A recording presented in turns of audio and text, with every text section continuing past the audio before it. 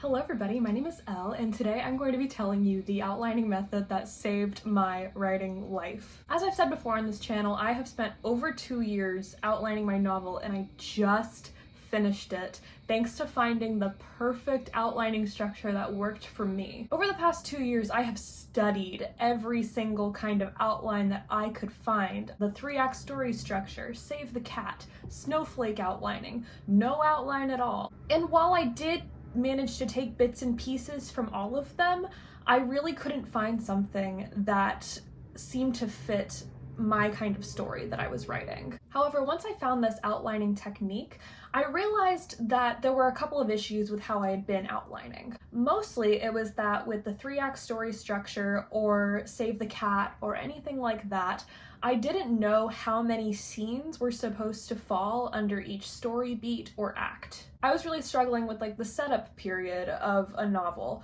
I didn't understand how you were supposed to set it up. Is that supposed to be 5 scenes or just 1 scene? That's just an example. And the second issue, which I would say is the main issue, is that I did not know how to filter advice. Not all writing advice is going to be applicable to everyone and every story. It is not a one-size-fits-all thing, and even if a piece of writing advice does seem to work for other people, it does not mean that it is going to work for you or that you should even try to use it. So today, I thought that I would share with you a piece of outlining advice that really helped me as somebody who outlined for 2 years just in an attempt to make sure that my story was as thoroughly plotted out as I could make it before I started to write. But again, you do not have to take my advice if you don't want to. But I do hope that in a way this is liberating for you, or it helps you understand the structure a little bit more of how stories are written. My process is now a mixture of the 3-act story structure, Save the Cat, and my own unique kind of thing.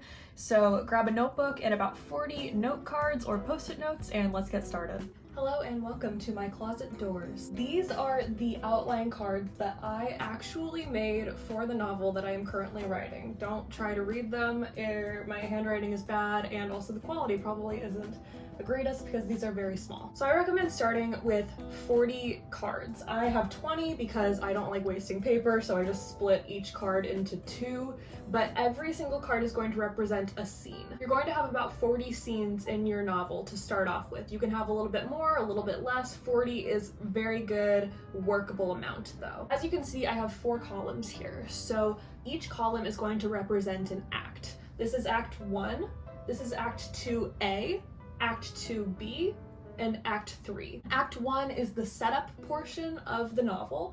Act 2A is fun and games. It is the premise of the novel.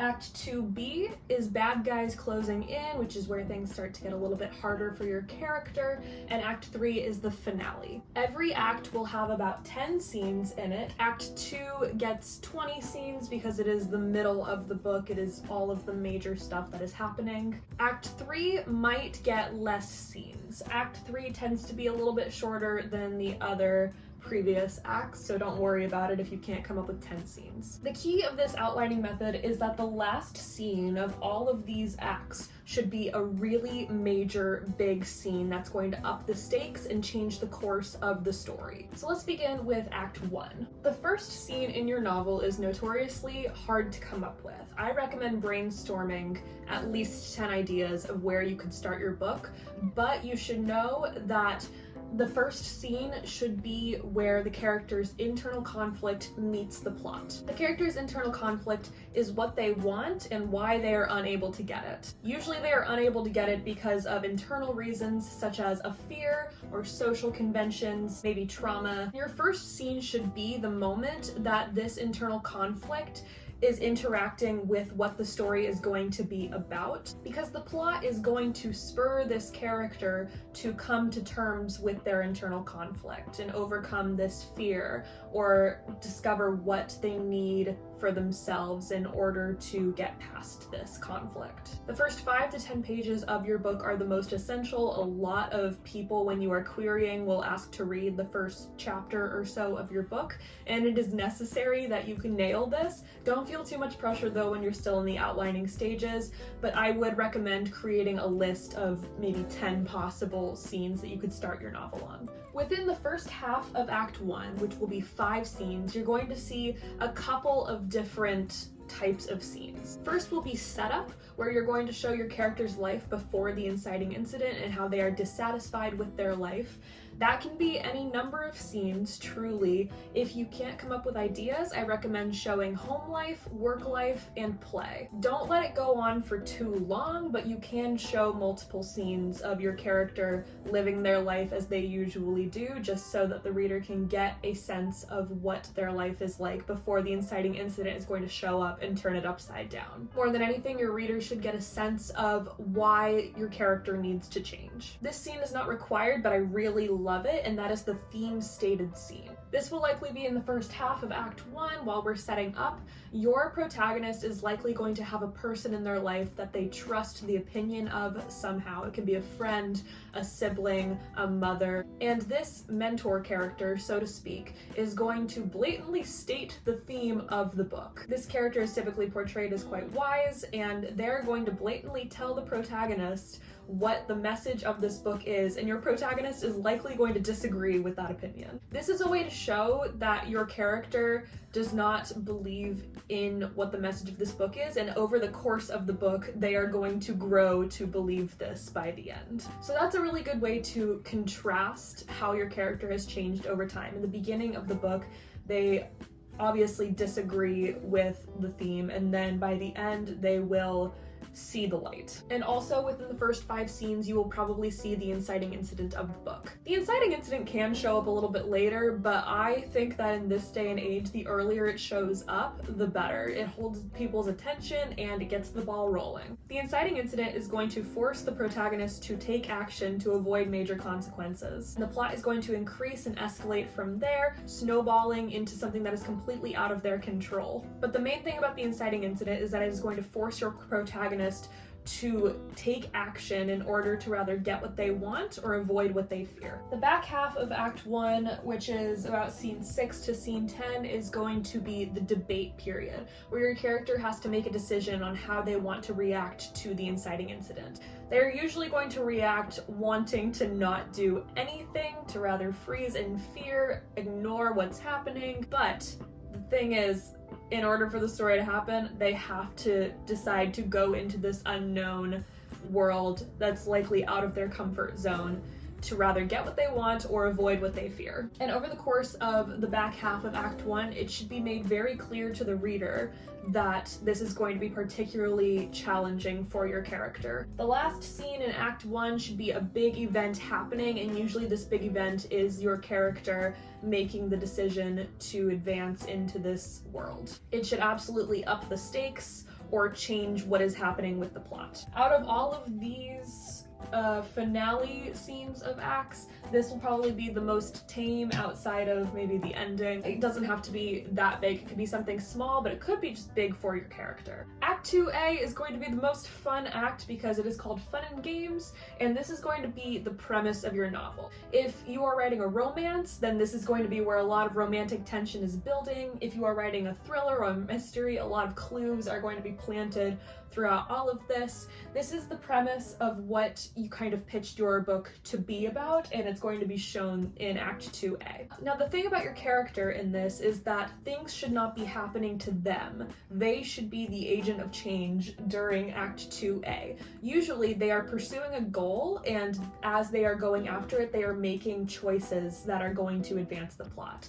Not many things should be happening to them. They should be the ones going after something and changing the plot. Act 2A is going to vary, obviously, based on what your plot is, but the end is going to be a major beat called the midpoint. The midpoint will be your character getting the closest to their goal they've ever been, and it's going to be a really high point of the novel for them. They're going to be so happy, they think they win, but this is very likely a false victory. And I recommend pairing this up with a scene right afterwards that's going to be the lowest low for them so far at this point in the novel. So they think they've won. This is going to be in a romance, the two characters kiss finally, or in a thriller, there's this big reveal that happens. It's a plot twist. The point of the midpoint is that it's going to make your character have to shift their goals and change the way that they've been doing things, because clearly it's not working. Every 5 to 10 pages, something should be changing in Act 2A.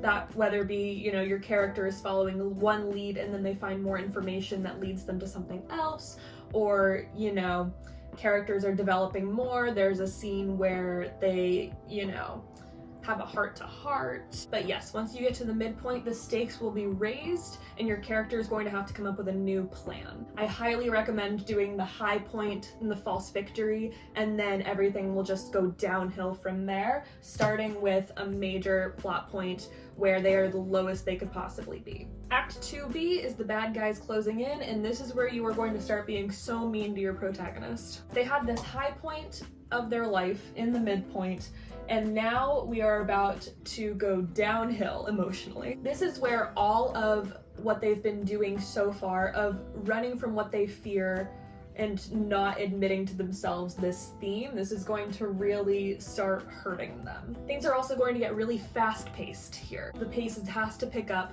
from this point as we go through these 10 scenes. We're going to start focusing much more on internal conflict in here, and over the course of this, your character is going to realize that while they may have wanted something before all of this, they actually need something now. So think about like Katniss in the Hunger Games. Up until this point, her one goal that she's wanted is survival, but in this act, she's realizing the evils of the Hunger Games and that she may need to protest this evil. That is the need that she comes up with. So they have new priorities in this. So that priority could be survival, stopping evil, fostering a relationship, but it's often a heavier priority than what the character has originally wanted over this. So your character is really struggling in Act 2B this entire time, but at the end of this is probably the best moment in the book. This is going to be the Act 2B curtain. So remember the midpoint high and the midpoint low at the end of this one? You are going to do the same exact thing here, but it's going to be even bigger. That high is going to be the highest point for your character so far, and the low is going to be really, really low. It's going to be that dark moment, that dark night of the soul. Everything bad happens right here at this end scene. So another Hunger Games example would be this entire act is where Katniss is like nursing Peeta back to health. She doesn't know how they're going to survive, especially now that she's teamed up with him. This one right here, the midpoint high, is going to be when she and Peeta kill Cato and they think that they've won the Hunger Games. Again, it is a false victory because right after they announce that Katniss or Peeta will have to kill the other in order to get out. Act 3 moving in will be the finale, and this one is shorter. Like I said, it does not have to be 10 scenes. It can really just be a couple of scenes where you're wrapping up everything that happened. But the most important thing is that you are drawing attention to the character arc. By the end of this, you need to be able to clearly illustrate how the character has changed from Act 1 to Act 3. Remember the scene where the theme was stated by a mentor character? We're going to have a moment where the character will blatantly realize that that mentor character was correct this entire time, and everything that has happened that was bad was actually all this protagonist's fault because they never listened. That mentor character basically told the protagonist something that if they had listened and followed that advice, none of this would have happened. So the major thing in Act 3 that's different from Act 2 would be that the character is now going to face the antagonist, but now they are focusing on what they need, not what they want. So like I said, what Katniss Everdeen is going to do, her want has been survival up until now, but she's going to throw that to the wind because she has a new need, and that is fighting the Capitol and the concept of the game. So in Act 3, she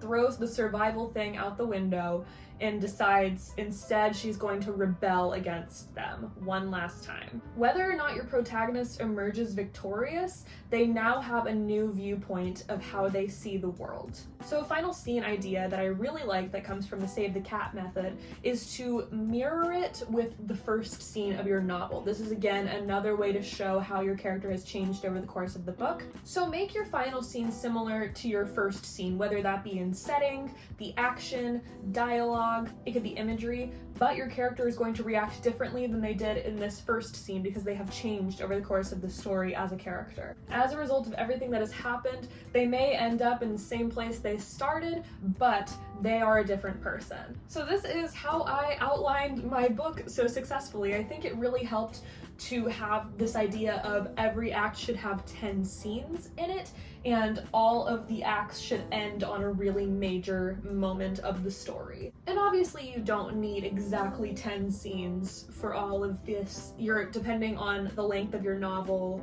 what you're trying to say, what's going on in terms of the setup or fun and games. I really don't know the length of your novel or what you're intending on doing, how long your scenes are going to be, anything like that.